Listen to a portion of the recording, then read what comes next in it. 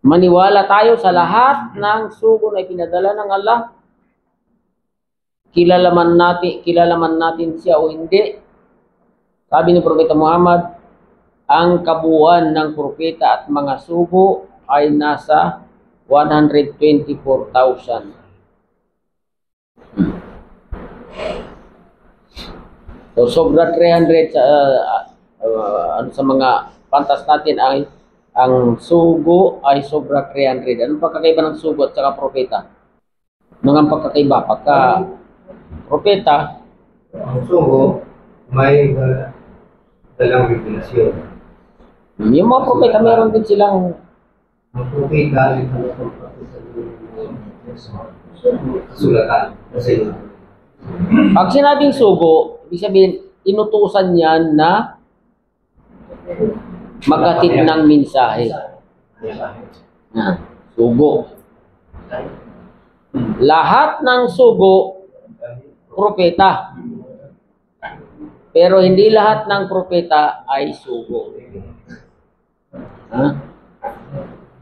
Yan. So, kinakailangan paniwalaan natin sila ng walang pagtatangi-tangi. Sabi ng Allah sa Quran. Walang pagtatangi-tangi. Lahat, pare-parehas silang sugo. Paniwalaan silang lahat na mga sugo, tunay na mga sugo ng Allah. Nabanggit sa Quran ay nasa 25. 25 na mga sugo ang binanggit sa Quran. Sabi nila, si Muhammad lang daw yung inaniniwalaan ng mga Muslim. Sabi ng mga kritiko, pero malinaw sa Quran na pinaniniwalaan lahat, hindi ka matatawag na Muslim kung merong kahit isa sa mga sugo ng Allah na dinidinay mo. Hindi mo pinaniniwalaan. Arkanul iman nga yan haligi ng iman. So, paano maging haligi ng iman ngayon yung paniniwala mo? Kung isang propeta lang yung pinaniniwalaan mo. Kullun amana billahi wa malaikatihi wa rusulihi. Naniniwala lahat sa lahat ng mga naniniwala sa Allah, sa kanyang mga sugo at sa kanyang mga aklat at mga sugo.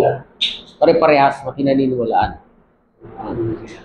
Ang pagkakaiba lang ng mga propetang nauna, Propeta Muhammad, sa atin ang pagkakaiba ay isa sa kondisyon ng